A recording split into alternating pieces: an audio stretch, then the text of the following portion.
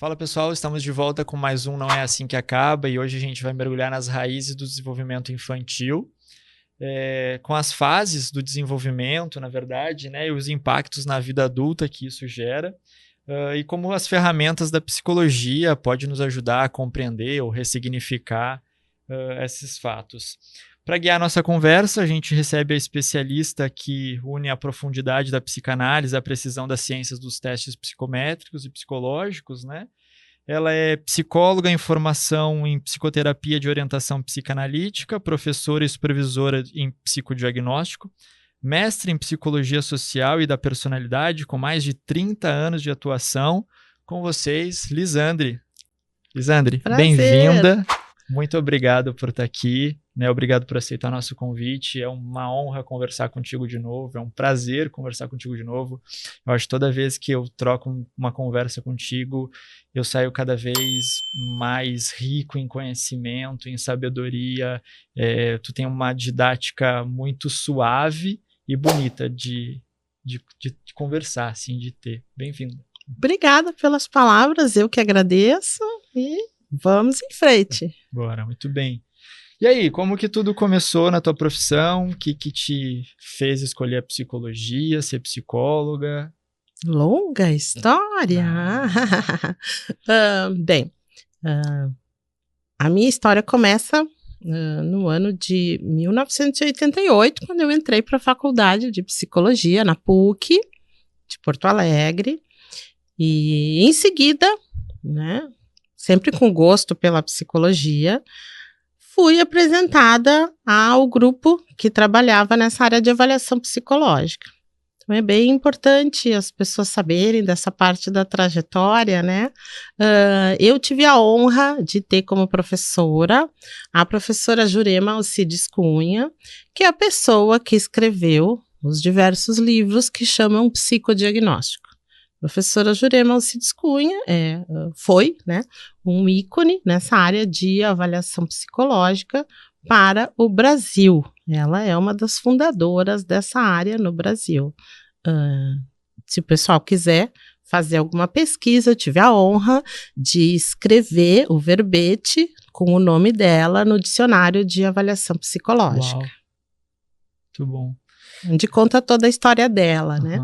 Eu já tive outros professores na faculdade que falaram dela, assim. Agora tu falou um nome, eu já vi esse nome. É um nome assim. que... E aí, com ela também, eu tive a honra de trabalhar com toda a equipe dela, né? Pessoas renomadas na área da avaliação psicológica, a professora Blanca Suzana Guevara Verlang, professora Maria Lúcia Tchele Nunes, e atualmente sigo, então, né, o meu reencontro com a professora Margarete Oliveira, que desde essa época também trabalhávamos juntas, né, lá na PUC, e agora retornando para o programa de pós-graduação na PUC, estou trabalhando com ela novamente, né, na validação de instrumentos. Agora estamos trabalhando com uma grande pesquisa que chama Projeto REI, com as figuras complexas de REI, que é um teste neuropsicológico. Como é que funciona isso? Em breve virão novidades. Não pode contar? É pesquisa. É uma pesquisa, né? Esse teste já existe, né? Ele é um teste para avaliação neuropsicológica e nós estamos, então, produzindo um novo manual do teste.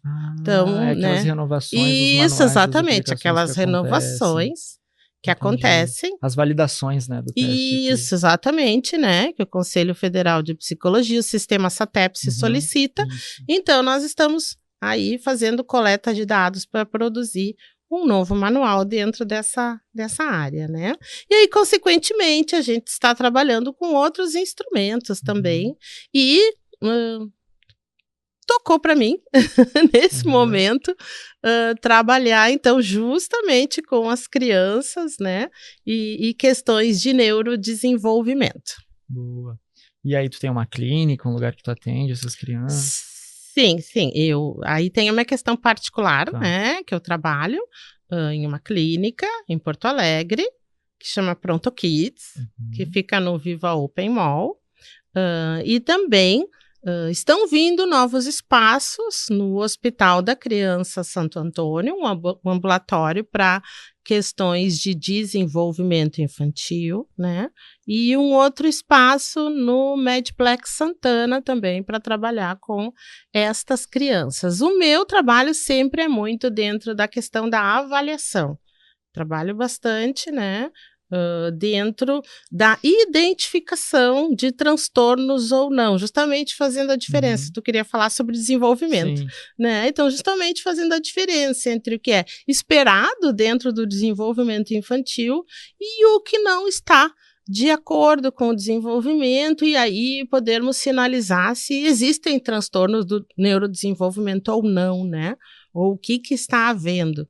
Porque há muita dificuldade nessa identificação, o que é dentro daquilo que é esperado na idade da criança, né? O que é, por exemplo, uma irritabilidade, uma agressividade esperada, e o que é exacerbado, que já está dentro de algum transtorno, né? Tá? Então, dentro dos transtornos do neurodesenvolvimento, a gente trabalha, por exemplo, transtorno de oposição e desafio, ou opositor desafiante, né? Transtorno da desregulação emocional, né? Então, assim, a gente tem transtornos que, às vezes, são muito parecidos com reações naturais das crianças. E acho que é bem importante a gente falar sobre isso, porque precisamos atualizar também as reações naturais das crianças. A gente tem uma série de questões que têm sido contingências do nosso tempo. Por exemplo, crianças pós-pandemia. Aquilo que as crianças viveram na pandemia e que impactaram no seu desenvolvimento natural. No seu neurodesenvolvimento natural. E que, né? Lisandra, mas já se passou muito tempo. Mas este impacto seguiu. Se eu tinha 2 anos na pandemia, eu sofri um impacto. Se eu tinha 1 ano na pandemia, eu sofri um impacto. Se eu tinha 7 anos, eu sofri outro impacto. E esse impacto está aí. Mas já se passaram 4, daqui a pouco vão se passar 5 anos. Ok. Mas e se eu estava nascendo? E se eu tinha 2 anos? E se eu tinha 3 anos? 4, 5? Que a gente sabe que os primeiros 5 anos de vida são cruciais. Os primeiros, vamos diminuir um pouquinho, os primeiros 3 anos de vida são, né? Aqueles em que o neurodesenvolvimento, as bases de todo o neurodesenvolvimento está acontecendo. Então, que impactos vão ter, né? Tiveram as questões da pandemia. O ambiente, os medos, as dificuldades que passaram, doenças ocasionais, né? Infelizmente, algumas crianças que tiveram Covid ou que passaram por outras situações, né? Em decorrência da pandemia. Então, sim, há o impacto, né? A gente sabe que nós temos estudos do desenvolvimento infantil que são uma base super importante, né? E esses, claro que não há uma mudança, né? Mas sim, nós precisamos atualizar as repercussões que tiveram e que seguem tendo as questões, né? Acho que podemos chamar ambientais, porque no momento que tem, né, uma pandemia mundial, é um ambiente que, né, entrou na vida dessas crianças de uma forma veloz e sem pedir licença, né? Vamos dizer, de forma violenta, né? E esse impacto foi sofrido. Entendi. Não, pode. Assim como, né, questões que se falava há muitos anos atrás e que agora nós estamos vivendo, que é a questão do aquecimento global. Tá. Se falava muitos anos atrás do impacto do aquecimento global em uma questão de como haveria reações das crianças, né? Se falava assim mesmo, né, a questão da puberdade, dessa questão acabar sendo alavancada, né, no sentido assim, as crianças estão entrando cada vez mais cedo na puberdade. Sim, mas aí já se falava no aquecimento global. E hoje a gente vive o aquecimento global. Exato, as temperaturas estão cada vez maiores, tudo mais. O frio também, agora a gente teve as enchentes no Rio Grande do Sul, né? Exatamente, eu nem entrei nesse mérito, mas Sim. foi aqui, que é outro impacto também, no Rio Grande igual... do Sul, um impacto importantíssimo na vida de todas as crianças. Aumentou o número de casos em clínica após a enchente? Nós tivemos, sim, aumentou no sentido de situações, né, ligadas a estresse pós-traumático, né? E aí que houve aquele momento, né? Houve o momento do estresse, houve o momento do trauma, e agora ainda estão chegando, né? De novo, essas situações a serem contadas, porque aí o que houve? Houve a enchente, houve vamos nos salvar, né? Vamos salvar a família. E aí nós não estamos falando somente de famílias menos favorecidas, nós estamos falando de um grande número de pessoas que, né, tinha sua casa, sua vida, sua família, daqui a pouco teve que sair com a sua família em cima de um colchão de ar. E aí essa família precisa mudar de lugar, passa-se um tempo, que para muitos alguns foi 20 dias, outros foi 1 mês, outros foram 2 meses. E, obviamente, eu deixei a minha rotina, que para crianças a rotina é fundamental. Eu deixei a minha rotina de ir para a escola, de encontrar com os meus amigos, de ter os meus horários para dormir. Eu já não tinha mais a minha cama, eu já não tinha mais a minha referência da minha casa. Às vezes nem os animais de estimação, né? Os animais de estimação, muitos foram perdidos, né? Outros foram trazidos. Então, tudo isso, né? Assim, eu sempre costumo falar nas minhas aulas que, né? Eu brinco com os alunos, prestem atenção, porque é vocês que vão ver esses indivíduos adultos. Né? Eu brinco assim, pela minha idade, eu brinco assim, olha, eu não sei se eu vou estar aí para ver, mas vocês vão ver as crianças que passaram na pandemia e vocês vão ver as crianças que passaram agora na enchente. Vocês vão ver esses adultos. E essas repercussões vão prosseguir. Vai aparecer. E vai aparecer os dois, né? Covid e enchente. Eu tenho uma amiga que esses dias ela veio pra mim assim, e meu filho que veio me perguntando quando que eu vou levar ele pra andar de barco de novo. Eu não quero nem saber de um barco, o guri quer andar de barco, sabe? Porque eles foram resgatados pelo corpo de bombeiros, tudo mais, num barco, assim. Eu acho que nesse momento a criança até usou a imaginação dela, né, pra... Mas sabe que tu traz uma coisa interessante, né, da gente explicar para as pessoas, que é esse desejo de entrar em contato com aquilo que foi traumático para mim. É bem importante a gente esclarecer isso. Por quê? Porque se eu fui resgatado num barco, eu preciso voltar ao barco. Eu preciso voltar ao barco, talvez reviver algumas cenas, para eu poder significar, né, aquilo que me aconteceu, talvez olhar novamente o cenário e então poder ressignificar, então, como diz a psicanálise, poder elaborar esse trauma, ou buscar formas de elaboração desse trauma, buscar caminhos para eu elaborar esse trauma, né? Isso que tu coloca me lembra uma situação que eu passei, porque eu obviamente estive em abrigos trabalhando como psicóloga voluntária, né? De uma criança que certo dia teve um ataque bem forte de birra, de irritabilidade, de agressividade, porque ele queria um caminhão de bombeiros. Então, o que foi a solução? Realmente dar atenção àquela criança, entendendo que aquilo não era algo que deveria ser feito uma educação ali. Você não pode gritar, você tem que parar de gritar, você tem que, né? Não. Eu peguei ele, levei a uma sala onde tinham brinquedos, né? E pedi lá, eu quero um caminhão de bombeiros, né? Então aí conseguiram lá, não era um caminhão de bombeiros, aquele já tinha sido, porque isso acontecia muito, né? Os brinquedos se perdiam. Era muita doação também. Não, e os brinquedos se perdiam, as crianças brincavam e estava ótimo. Mas conseguiram lá um caminhão vermelho e amarelo, eu entreguei para ele, perguntei, esse tá bom? Tá ótimo. Ele se abraçou no caminhão e foi pro espaço que ele estava com a mãe ali, né? Com o caminhão, era isso que ele queria. né, um caminhão de bombeiros. Por quê? Porque os bombeiros tinham resgatado Sim. ele. Ele precisava brincar de bombeiros. Ele precisava se identificar com essas pessoas maravilhosas que resgataram ele e trouxeram ele à vida, de certa forma, ele e a mãe dele, né? E teve um outro que queria helicóptero. E assim a gente podia seguir aqui falando. Eles foram meio que, não é projetando, mas foram tentando elaborar aquilo, né? E aí até tu fala, pô, que nem a minha amiga falou assim, ela falou pra mim, eu nem quero ver um barco na minha frente, mas meu filho tá perguntando quando eu vou levar ele pra andar de barco. Uhum.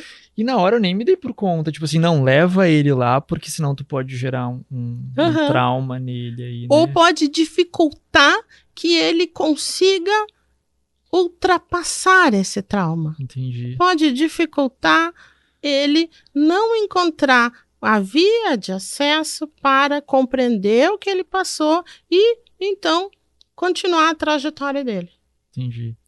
E aí, isso seria praticamente assim, algumas pessoas, quando acontece algum fato com elas nunca mais querem saber daquilo, elas ficam evitativas. Pois é.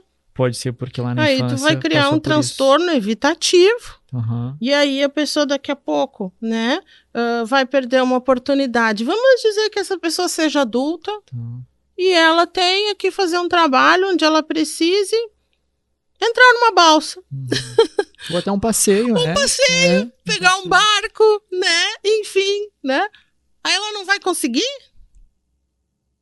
Ou, né? Vai travar. O outro do helicóptero, né? Uhum. Nunca vai voar. Não vai voar? Exatamente. Né? E assim, então assim, a gente precisa, né? Nós precisamos ficar atentos a essa fala das crianças e entender que na fala delas tem uma comunicação muito importante daquilo que elas estão necessitando naquele momento. E poder, né? Tem um autor muito espetacular, chama Winnicott, poder providenciar, né? A gente precisa providenciar aquilo que é necessário, né? Então, assim, o ambiente provendo aquilo que a criança precisa. Então, assim, não é, mas não é dar um presente. É poder providenciar aquilo que aquela criança precisa naquele momento, para ela poder simplesmente, que é o que a gente quer, seguir o desenvolvimento dela, ser feliz, brincar, pular, correr, gritar, né? Para que seja um adulto saudável, Exatamente. Né? E nisso que tu tá falando, eu acho que assim, a psicanálise até traz algumas questões de fases, né, do desenvolvimento que a gente passa. O que seriam essas fases? Explica um pouquinho para nós isso. Tá, bom. É difícil eu falar em poucas palavras, né? Mas então, assim, hoje em dia a gente já sabe que o nosso desenvolvimento inicia no intraútero. O Freud falou de uma frase que ficou marcada por muitos anos e ainda se usa muito, né? Ele dizia assim, que há muito mais coisas, né, do que a cesura do nascimento pode explicar, pode dizer. Então, assim, ele usou esse termo, a cesura do nascimento, que seria assim, o que ele deixou dito, né? Olha, eu não tenho como explicar, claro, nem existia ecografia naquela época, né? Mas há mais coisas no antes. Cuidem. E a gente vem, né, descobrindo também, há mais de 20 anos atrás, eu tive a oportunidade de fazer uma pesquisa com ecografias de crianças justo para acompanhar o desenvolvimento da gestação e depois nós entendermos as repercussões da gestação na vida destas crianças. E o que nós vimos?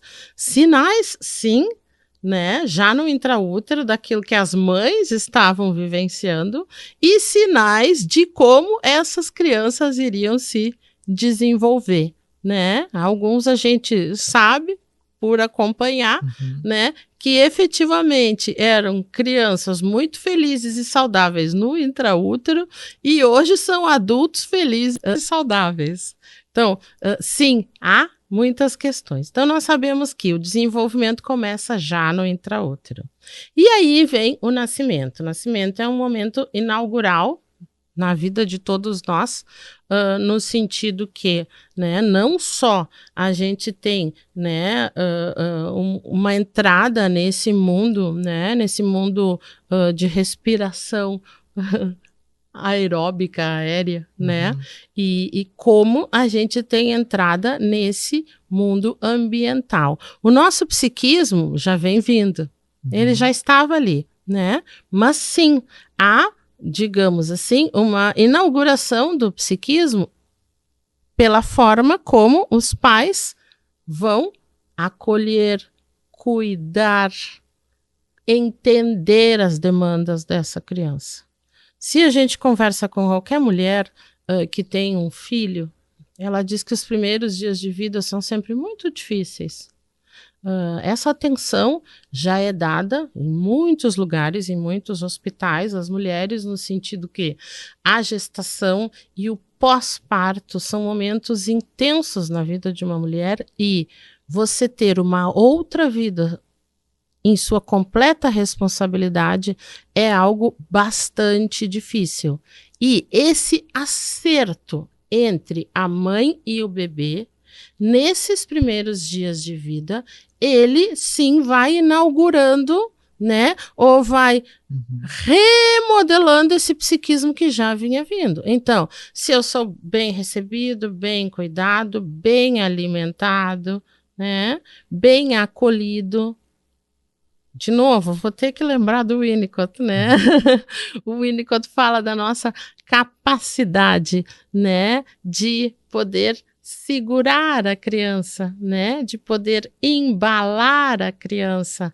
Então, né, não vou falar os termos em inglês, vou já traduzi-los, mas assim, é a forma como você troca a criança, é a forma como você dá banho na criança, é a forma como você alimenta essa criança, né? É a forma como você aconchega essa criança. Então, é holding e handling. Isto vai fazer toda a diferença. Então, parece fácil. Não, não é fácil.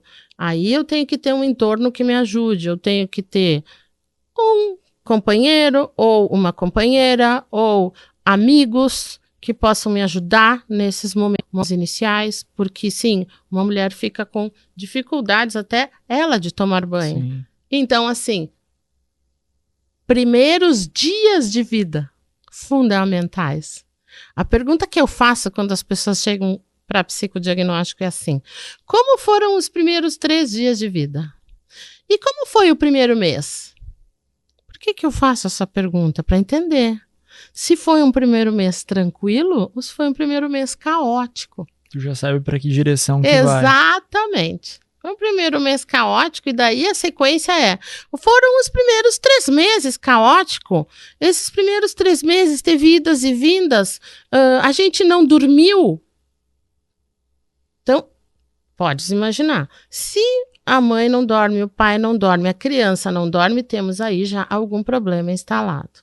Então, assim, tudo isso vai impactar no desenvolvimento. E aí a gente segue indo, tá? Bom, o Freud chamou isso de fase oral, né? Mas não é simplesmente fase oral porque o nenenzinho só mama, né? E porque a área da boca é a zona erógena mais importante. Não, né? É porque todas essas contingências estão envolvidas. E, num primeiro momento, o contato do bebê é com o seio, ou com a mamadeira, ou com o mamar, né? Na sequência, o que a gente vai ter? Se já não tem o seio, se tomar aquele leitinho lá em pó lá, já... Olha, já tem problema. Eu acho legal esclarecer isso também. Porque se tu pegar o conceito de holding e handling, não está dizendo que a mãe tem que dar o seio. Mas é o como ela faz. Exatamente. Se a mãe não pode dar o seio, que bom que ela possa dar uma boa fórmula que acalme o seu bebê. Ela acalmando o seu bebê, ela vai ficar mais tranquila. E as coisas tendem a correr melhor. Isso eu acho um grande preconceito que existe, né? Assim, claro, existe toda uma questão de saúde pública, da importância da amamentação. Eu não estou falando disso. Mas temos que não pode. Eu não estou tirando isso. Não, o que a gente tem falado é o seguinte, essa mãe precisa tempo para aprender e o bebê precisa tempo também. Então, às vezes, Vai um pouquinho no seio, um pouquinho de fórmula. Isso não vai fazer o bebê ficar ficar no seio da mãe sem receber o leite materno. É uma questão daí, é nós da psicologia dizendo, menos sofrimento psíquico para a gente ter mais qualidade, né? Tá? E pode ver, já deve ter visto, né? Aqueles filmes que eles dão o leitinho para os bebezinhos na maternidade num tipo de um copinho, assim, e eles tomam, né? Tá? São tudo adaptações. O importante é o quê? O importante é o estar confortável. Entendi. Eu, como bebê, eu tenho que estar confortável. Para quê? Para que essa etapa oral, né, seja o mais feliz possível. Se essa etapa oral foi feliz, eu já ganhei uma batalha da guerra. Boa. Né? E é de quanto e quanto tempo essa fase? Então, essa fase vai desde o nascimento, né, até a criança entrar na altura dos 2 anos de vida. Eu costumo dizer, e assim, gente, nós temos essas fases, assim, fase oral, 1º, 2º ano de vida. No 2º, 3º ano de vida seria a fase anal. 3º ano de vida, 4º ano de vida entraria na fase fálica, até o 5º ano de vida, etapa edípica e pronto, estaria resolvido, né? Resolvido nada. Não, você vai embora até quase adulto. Resolvido nada, porque as coisas não são estanques, né? A vida não é assim. Então, é evidente que eu, com 2 anos de vida, eu ainda sou um bebê, eu ainda quero mamar. Com 3 anos de vida, eu continuo sendo um bebê, eu continuo querendo tomar mamadeira, né? Mas eu também já entendo que eu posso ir ao toalete, né? Que eu comecei a entender que eu preciso urinar, que eu preciso defecar, né? Eu comecei a entender sobre algumas regras, tá? Mas eu gosto sempre de falar aquela fase linda que é a fase toddler, né? Que eu acho especialíssima, que é quando termina o 1º ano de vida e vai começar o 2º, que eles começam a caminhar e depois a correr. Eu acho das fases mais espetaculares. Porque, né, esse ser humano seguindo o seu rumo ao crescimento, e aí ele quer caminhar, ele quer correr. Essa questão motora é muito importante. A parte psicomotora das crianças é fundamental a gente fazer esse entendimento. Que criança precisa caminhar, pular, correr, subir, descer, para também ela entender o corpo dela e entender, porque aí começa aquela história, ai, mas eu preciso tirar a fralda, ai, mas não... É natural. Se eu tô entendendo que eu posso caminhar, se eu posso correr, daqui a pouco eu tô entendendo que vai sair alguma coisa de dentro de mim, daqui a pouco eu aviso, pai, eu acho que eu preciso ir no banheiro, pai, cocô, mãe, xixi, vem naturalmente. E naturalmente a criança vai se incomodar com a fralda. E naturalmente, daqui a pouco, incomodada com a fralda, não querendo ficar suja, ela vai ir ao banheiro, ela vai pedir. Claro, isso se a família conversar com essa criança sobre isso, né? Mostrar onde é o banheiro, dizer o que se faz aqui nesse lugar, o que não se faz, por aí, né? Eu vi um videozinho até nas redes sociais de uma menininha, acho que ela tem uns 2, 3 anos, que ela vem pro pai assim, pai, troca minha fralda, não sei o quê.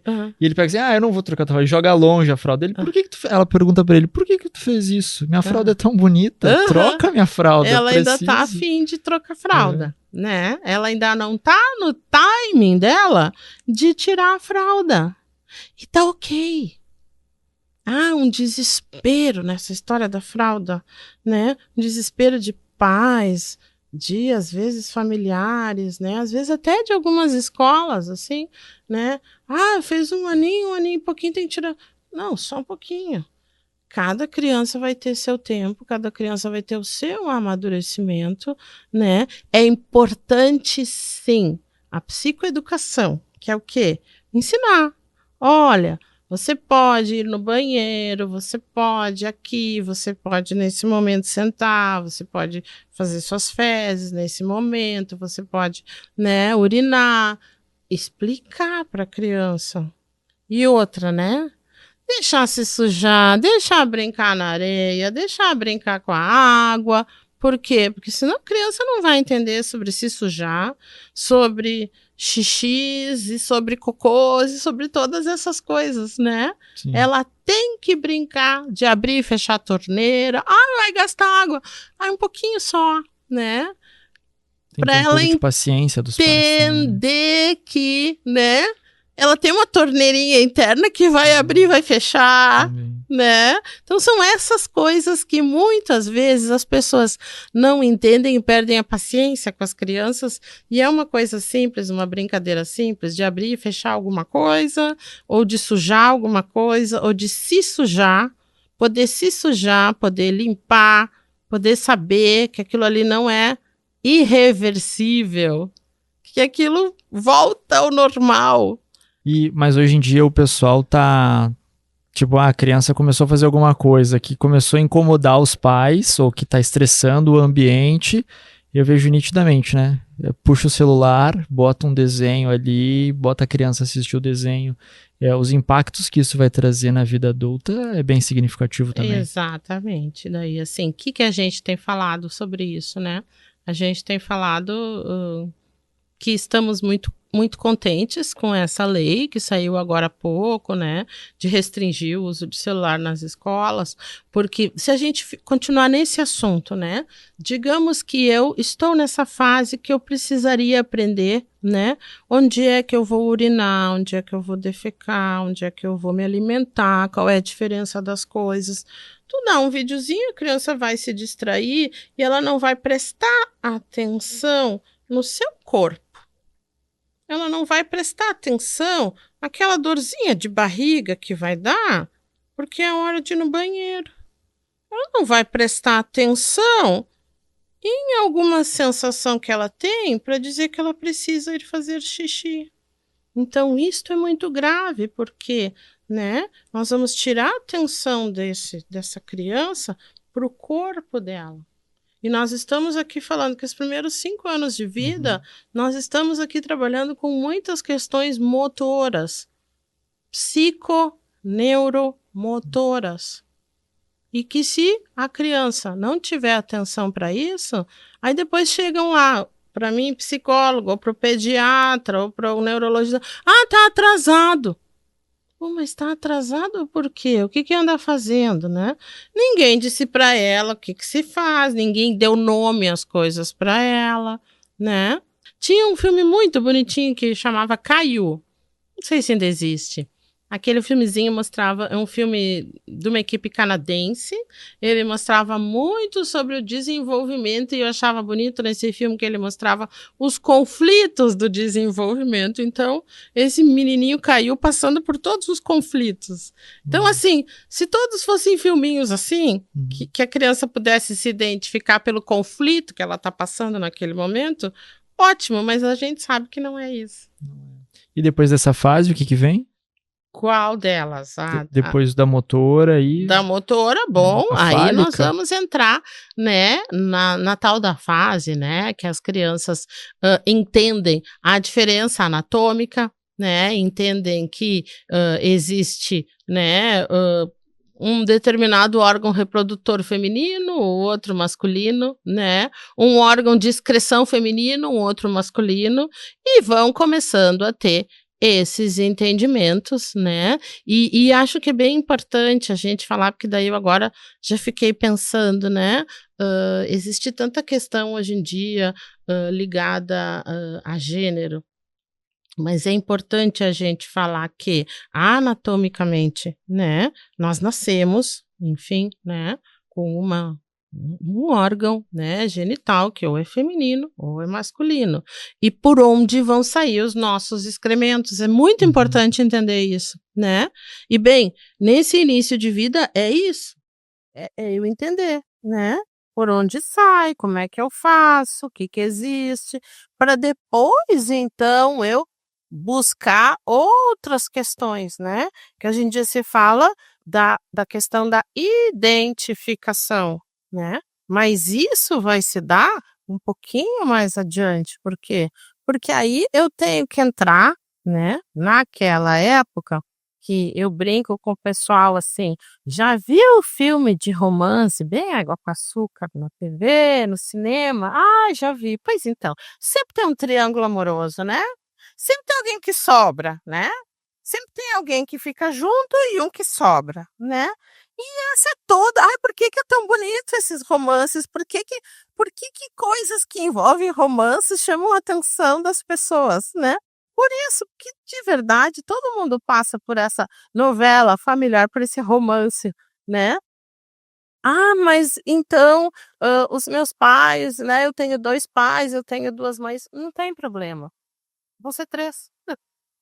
Sempre alguém vai sobrar, Sim. né. Então, aí que a gente entra com a questão das identificações, porque aí, eu me identifico com um dos meus pais, uma das minhas mães, né, para seguir o meu rumo, né, rumo a o meu desenvolvimento, tá. Então assim, eu vou passar por essa etapa edípica, eu vou passar, né, eu vou passar no momento que, né, eu tenho três 3 figuras, né, eu e mais 2 figuras que são minhas figuras parentais, não importa o sexo delas, né, sabe. "Ah, mas e se é uma mãe solo?" Não importa também, né, aí eu brinco assim, tem sempre, né, algum professor ou alguma professora na escola, né, tem sempre alguém para fazer esse triângulo aí, e se dá. Toda a história é o seguinte, é ter uma boa resolução, né, nessa situação de identificações, porque eu tenho que poder me identificar com adultos saudáveis. É fato que eu vou me identificar. É fato que eu vou acolher dentro de mim aquilo que me for dado. Então, se meu pai é mais irritadiço, se a minha mãe é mais compreensiva, se a minha mãe é mais amorosa, a minha outra mãe é mais braba, eu vou me identificar com alguma coisa, né? Então, vou dizer, não interessa, né? Uhum. Interessa é as identificações, com aquilo que eu me identifico, aquilo que eu vou carregar dentro de mim e aquilo que então eu vou prosseguir ao longo do desenvolvimento. Não sei se era isso. Não, mas eu acho que é, eu acho que daí pega um modelo de exemplo e começa a aprender com aquele modelo, E né, a replicar aqueles comportamentos e tudo mais. Essa questão do Édipo é aquela onde o filho menino se apaixona pela mãe e isso os seria, né, pais. vamos dizer, lá quando Freud escreveu, né, ele usou, né, a questão do mito, né, o Édipo, né, hã, a mãe e o pai e, né, a Jocasta e o Laio, né, e eram 3, né, então a história lá do mito do Édipo era essa, né, que, ele se apaixona pela mãe, né, e aí claro que não pode namorar a mãe, Sim. né, enfim. Então é isso, a história é essa, né, a grande história é que nós, como crianças, né, nós realmente não podemos querer nos igualar e ter o comportamento do adulto. Nós temos que continuar no lugar de crianças. Então nós não vamos dormir no quarto dos pais, né, nós não vamos ter, relações sexuais adultas como os pais têm, né, mas, nós sempre queremos fazer parte dessa história, né. E tem muitas crianças que vão lá e se colocam no meio da cama dos pais, né, e dizem: "Não, vocês não vão namorar", né.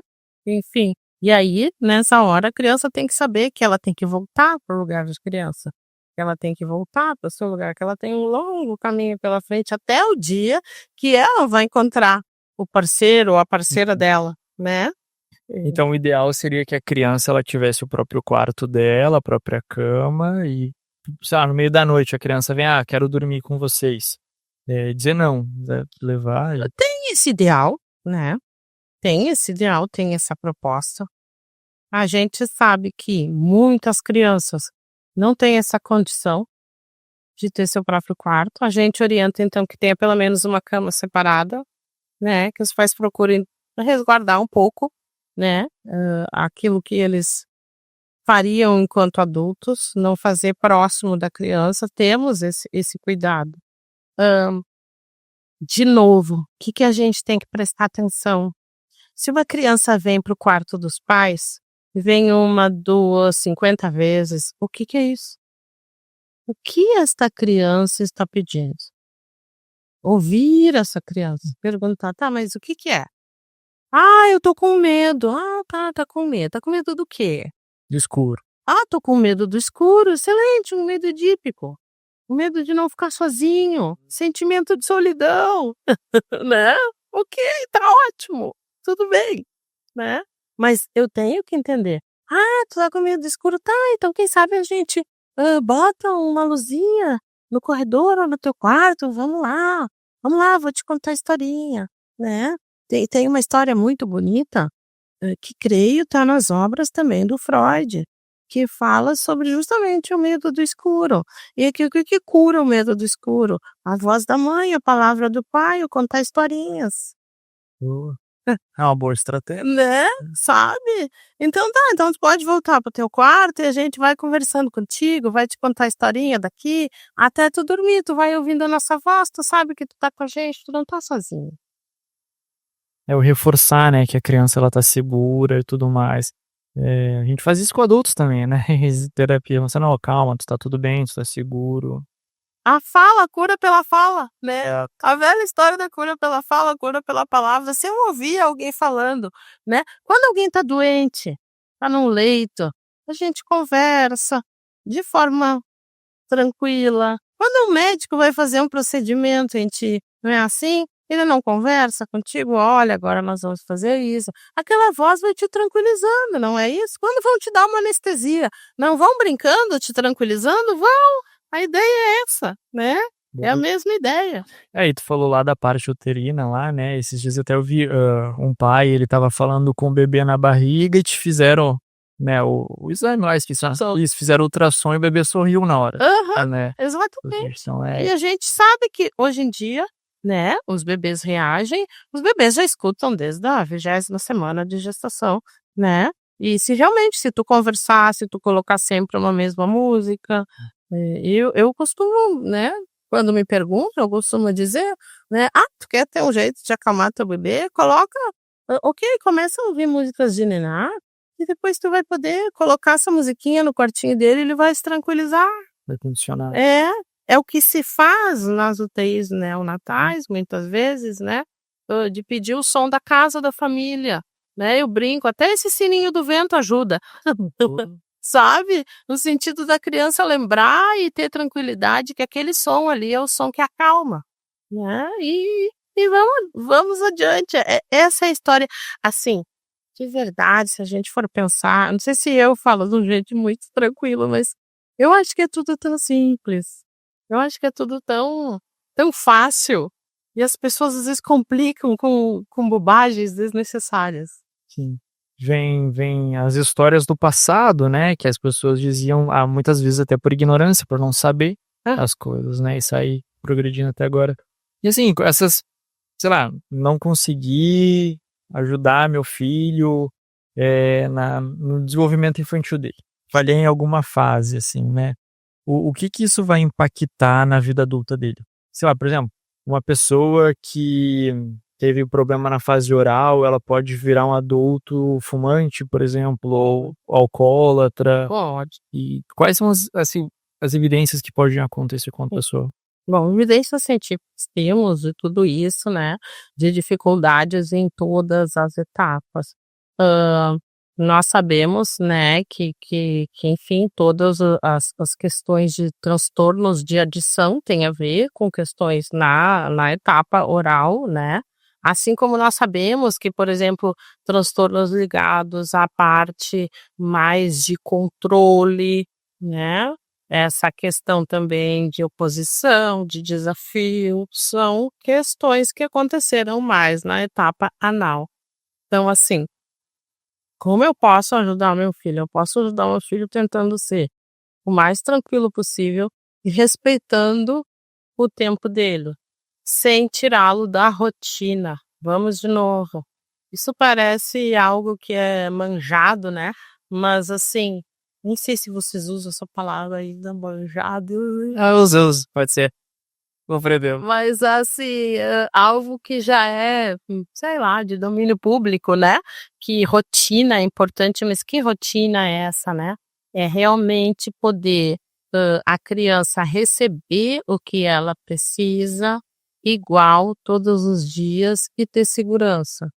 Isso é o que vai garantir um adulto saudável no futuro, certo? Agora, muitas das questões que a gente vê, né, são justamente esses desejos hoje em dia de transformar as crianças em crianças perfeitas, em pequenos adultos, em crianças que não podem ter medo, não podem gritar, não podem protestar, têm que estar limpas, lindas, têm que ser mega inteligentes, têm que falar inglês desde os 2 anos. Então, muitas vezes isso pesa nessa outra parte mais simples, que é o brincar. Aí agora que a gente entra num assunto que é lindíssimo, que é a importância do brincar na vida da criança. Brincar é algo que vai fazer com que a criança realmente se desenvolva bem, com alegria, de forma, eu não uso muito a palavra normal, mas de forma natural, dentro daquilo que ela iria desenvolver. O que a gente vê hoje? As crianças cada vez menos brincam. As crianças, às vezes, elas passam o dia na escola. Ah, mas os meus pais trabalham. A gente entende. A gente entende que os pais trabalham, que a vida da maioria das pessoas não é fácil. Mas poder chegar em casa e ter seu momento de lazer também. Ter seu momento de ficar tranquilo. Ter seu momento de não fazer nada. Certo? Ah, mas não. É que encher a criança de atividades. Para que encher a criança de aula de inglês, aula de natação, jiu-jitsu, kumon, e assim vai indo, né? Uma lista interminável de atividades. O que a gente vê cada vez menos? As crianças brincando livremente. Isso é outra questão, que é minha opinião, né? Sim. Que as escolas deveriam ter momentos de recreio maiores, muito maiores. Ou ter mais de um momento de recreio no turno. Por quê? Para que as crianças pudessem ficar nos pátios das escolas ou nos ambientes de brincar, brincando. Elas estariam mais tranquilas na sala de aula, mais atentas, focariam melhor, porque o que acontece hoje em dia? Querem deixar 40 minutos crianças de 6 anos sentadas num ambiente escolar.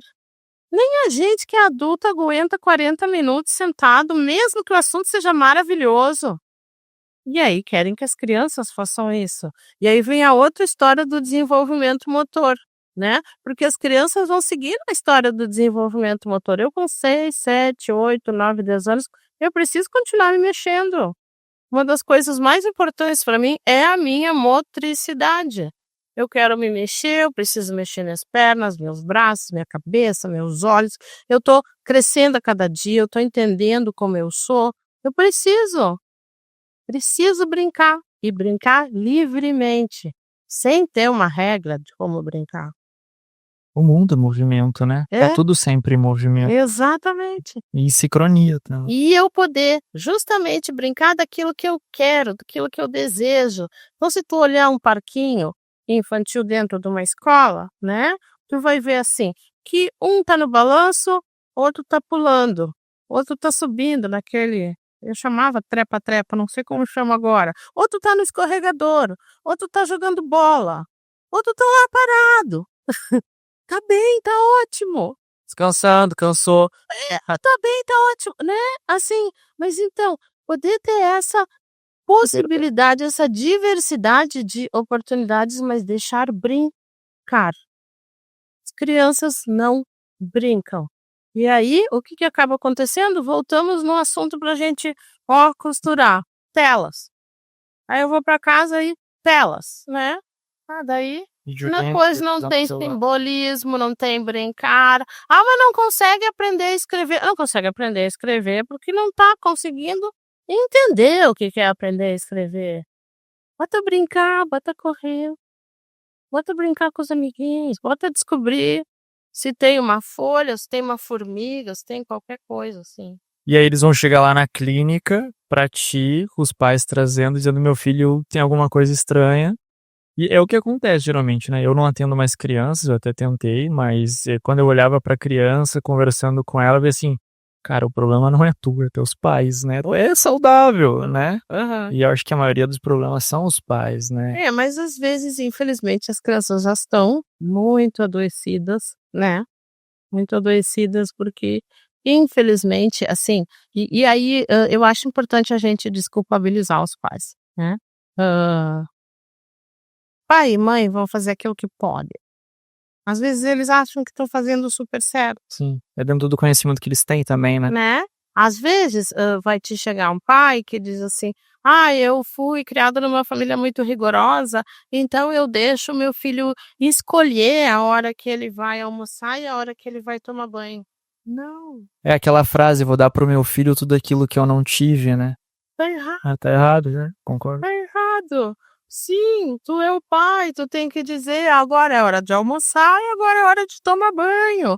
Esse é teu papel de pai. Tu não precisa bater, não precisa botar de castigo, não precisa obrigar a criança a comer o que ela não quer, né. E também tu pode deixar ela se divertir um pouco tomando banho, que talvez é o que teus pais não te deixavam. Mas sim, o teu papel de pai, de mãe é continuar dizendo: "Agora é hora de almoçar, o almoço é arroz e feijão hoje, e é isso que temos". Criança precisa, sabe que eu agora lembrei, de uma pergunta que uma criança me fez no abrigo, num certo dia quando eu cheguei lá, eu acho que era, eu tinha vontade de fazer um diário, era mais ou menos o quinto dia, tá. E então tinham chegado, tal, aquela função, era mais ou menos umas 5 horas da tarde. Eu cheguei, a criança me olhou e disse: Tu manda nisso aqui, né?". Eu falei: "Não, não mando nada aqui", né, ele: "Eu quero tomar banho, eu não tomei banho ainda". Eram 5 horas da tarde.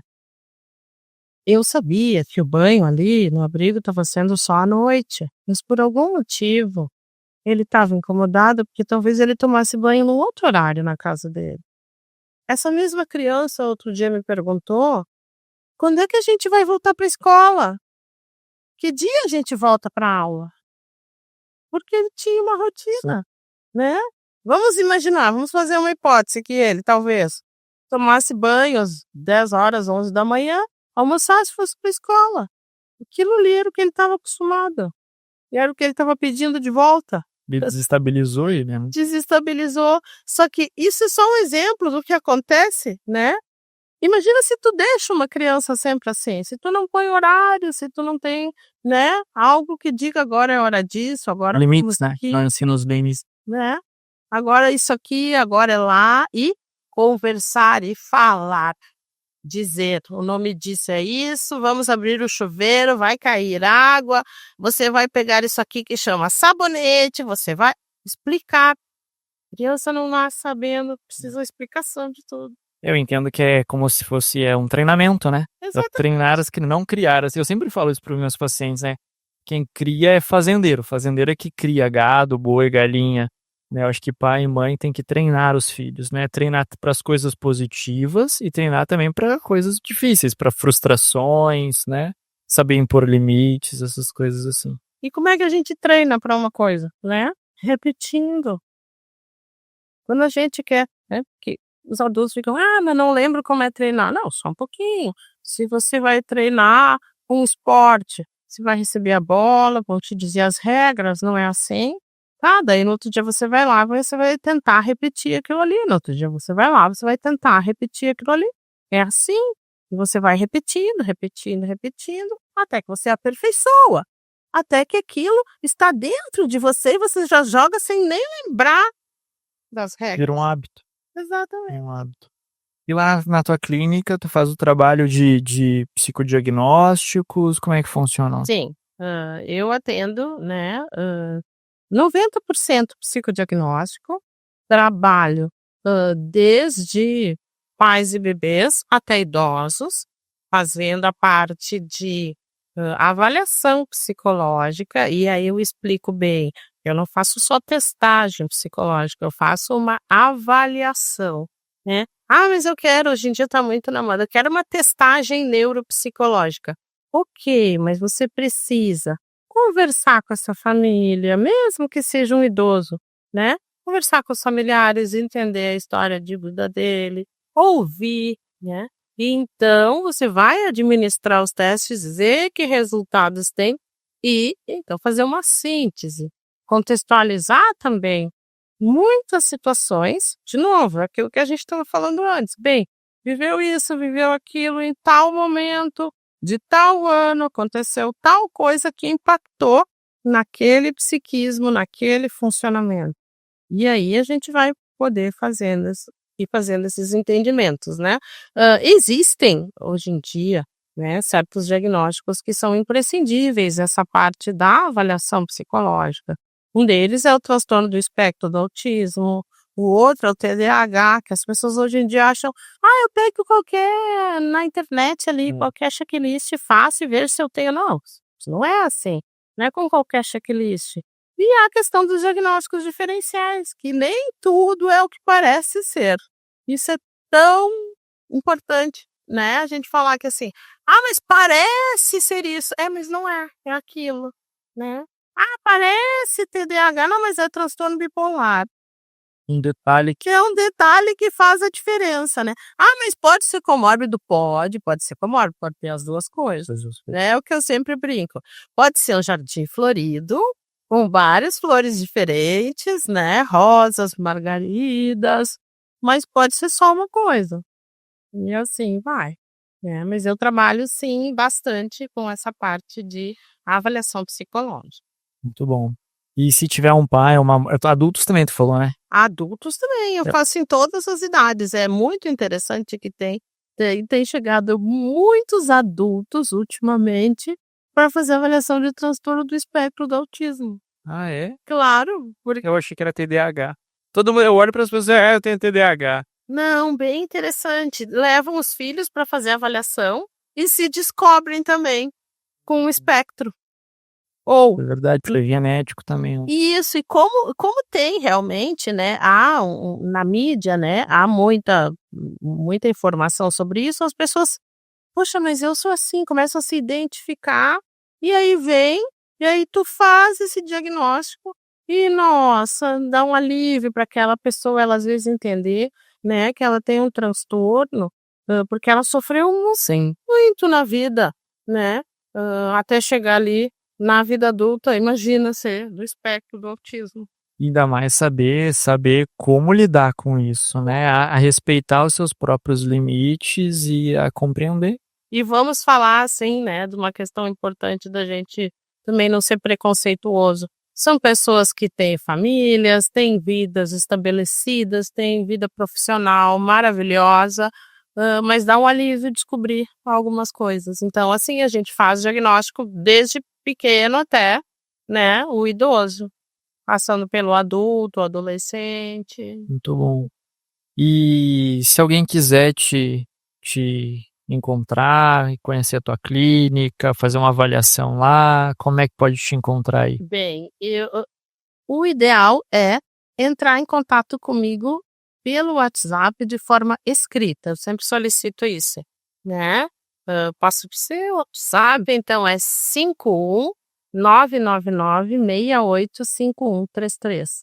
Peço que escreva a mensagem e assim que possível eu respondo, e aí eu vou direcionar para o melhor lugar onde essa pessoa possa ser atendida, né. Como temos aí então, a Pronto Kids, o Viva Uhum. Open Mall, o Hospital da Criança Santo Antônio, a partir do mês de março de 2025, nos sábados, no ambulatório de desenvolvimento, e no Medplex Santana, Torre Norte, 7º andar. Boa. Tu tem Instagram, alguma coisa assim? Tenho Instagram Psicodiagnóstico Lisandre. Muito bom, Alice. E se tu tivesse que escolher, eu sempre pergunto isso pra todo mundo, né, eu vou pegando de conhecimento. Eh, um livro, assim, que tu leu já na vida e que tu recomenda pra pessoas em geral da sociedade, não precisa ser um psicólogo, pode ser, Um livro? que tu aprendeu muito, que tu acha que pode contribuir. Vamos pensar. Puxa, tem um livro de psicólogo, um livro pode ser de literatura? Pode ser de literatura. Algo que tu acha que assim, esse livro pode impactar aí o comportamento de muitas pessoas, ou isso. Pensar sobre a vida? Bom, eu gosto de uma tetralogia, que é de um autor chamado Zafon. O primeiro livro é A Sombra do Vento. Eu vou falar só desse, que aí a pessoa pega esse e vai atrás do restante, tá? Que é uma história que se passa na Espanha, em Barcelona, e que fala sobre a vida de uma pessoa, né, que nasceu num ambiente de uma livraria. O pai dele era dono da livraria e se dá a história dele e da família dele. É uma história muito linda para quem gosta de Barcelona e até para quem não conhece Barcelona, eu sugiro ler o livro antes. Cheio de detalhes. Vai adorar, né? Depois encontrar em Barcelona os detalhes do livro, é muito bem escrito, mas vai falar sobre as questões transgeracionais. É lindíssimo, né? E outra coisa que eu gosto muito desse livro é que ele fala, o início dele, os primeiros capítulos falam sobre o amor aos livros. Nesse livro tem uma parte que ele chega num lugar que chama o Cemitério dos Livros Esquecidos. E lá ele pode escolher um livro. Eu acho espetacular, porque quem gosta de ler sabe que livros, né, são horizontes que se abrem na vida da gente. Então, eu penso que, né, esse livro traz essa importância, assim, né, da gente seguir tendo livros, seguir lendo, e que a leitura sempre vai nos abrir novas portas. Muito bom, muito legal. O nome do meu programa Não É Assim Que Acaba, né? Porque eu acredito que qualquer situação que a gente está passando na vida pode ser modificada, né? E que mensagem de esperança, assim, se tu pudesse deixar para todo mundo, assim, que mensagem de esperança tu deixaria? Não é assim que acaba. Excelente. Toda vez que as pessoas entram no consultório de um psicólogo, elas estão abrindo novas possibilidades de vida. Se elas se deixarem tocar, se elas se deixarem, né, se elas aceitarem esse compromisso de modificação ou de avaliação ou de encaminhamentos, elas com certeza vão encontrar melhores caminhos. Então, eu penso assim que essa é a grande felicidade da nossa profissão, é receber as pessoas e saber que depois adiante deu certo. E hoje em dia, depois de muitos anos, eu tenho tranquilidade de dar essa mensagem de esperança, de dizer: olha, aqueles que eu vi bem pequenininhos, deu certo. Foram bem, seguiram bem, a vida foi bem. Ah, não é que a vida seja fácil ou seja perfeita, mas a vida fluiu bem. E acho que é por aí. Fico feliz, mais uma vez te agradeço, né? Obrigado por vir até aqui, obrigado pela conversa. Eu vou montando uma mente mestra, né? Cada pessoa que vem aqui, eu venho absorvendo muito conhecimento e eu fico muito feliz com isso, né? Obrigado, eu que agradeço muito. Muito obrigada. É isso, então tá, até o próximo episódio, porque não é assim que acaba. Valeu, pessoal!